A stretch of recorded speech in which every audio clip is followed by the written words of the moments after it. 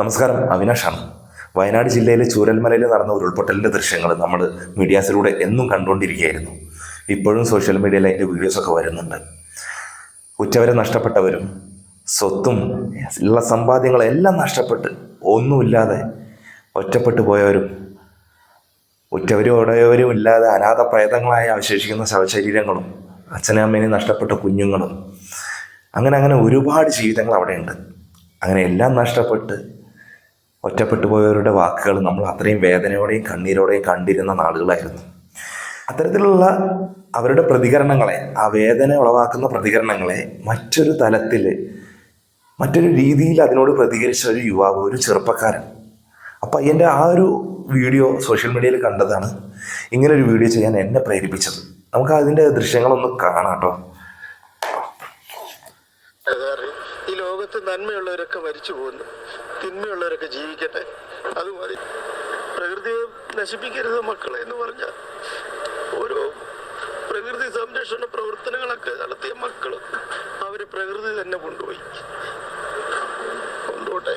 ഒന്നുമില്ല സാറേ, എനിക്ക് കുട്ടികളൊക്കെ ഇത് മൊത്തം സ്ഥലങ്ങൾ കാണിച്ചു കൊടുക്കുമായിരുന്നു സാറേ. ഇതൊരു സ്വർഗമായിരുന്നു. എനിക്കൊന്നും പറയാനില്ല. നമ്മളാരും കണ്ടിട്ടില്ല. 13 അംഗ കുടുംബം, അതിൽ 5 പേരുടെ ശരീരങ്ങൾ കണ്ടെത്തി. മകളടക്കം. നിങ്ങൾ ഈ വീഡിയോ കണ്ടില്ലേ? ഇപ്പോൾ ആ അധ്യാപകൻ, ആ ഒരു സ്കൂളിലെ അധ്യാപകനാണത്, അവിടെ തകർന്നു പോയ സ്കൂളിലെ അധ്യാപകനാണത്. അതുപോലെ അവിടുത്തെ സാധാരണക്കാരായ ജനങ്ങളുടെ സംസാരം, ഇതൊക്കെ കേൾക്കുമ്പോൾ എനിക്ക് ഇപ്പോഴും ഒരുപാട് ദിവസമായിട്ട് ഇത് കേൾക്കുന്നുണ്ട്. ഇപ്പോഴും അത് കേൾക്കുമ്പോൾ മനസ്സ് വല്ലാതെ വിങ്ങിപ്പൊട്ടുന്നുണ്ട്. എങ്ങനെയാണ് ഈ പയ്യൻ അതിനോട്, ചെറിയ പ്രായമാണ് അവനോ, 20-22 വയസ്സ്, ഞാൻ പറഞ്ഞില്ലേ, അത്രയേ ഉള്ളൂ ആള്. മോനെ, നീ ഈ വീഡിയോ കാണുമെന്ന് എനിക്കറിയില്ല.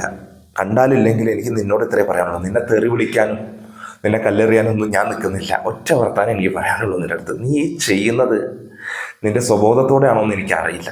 ആണെങ്കിൽ നിനക്കിത് ഒരിക്കലും ഇങ്ങനെ പെരുമാറാൻ പറ്റില്ല.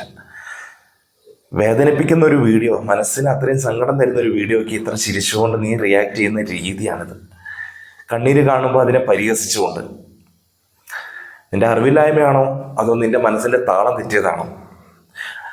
എന്തായാലും ഇവൻ്റെ ചുറ്റിലുള്ള ആളുകൾ, അവന് വേണ്ടപ്പെട്ടവർ ഈ വീഡിയോ കാണുന്നുണ്ടെങ്കിൽ, അല്ലെങ്കിൽ അവൻ്റെ ഈ പ്രവൃത്തി നിങ്ങൾ കണ്ടിട്ടുണ്ടെങ്കിൽ എത്രയും പെട്ടെന്ന് അവനൊരു ചികിത്സ നേടിക്കൊടുക്കണം. ഞാൻ പറയാം, മറ്റ് ചില ഞരമ്പ് രോഗികളുടെ വീഡിയോസ് നമ്മൾ ചെയ്തു. അതുപോലെ ഒരുപാട് മോഷ്ടാക്കളുടെ കാര്യങ്ങൾ നമ്മൾ കാണുന്നുണ്ട് ന്യൂസിലൂടെ.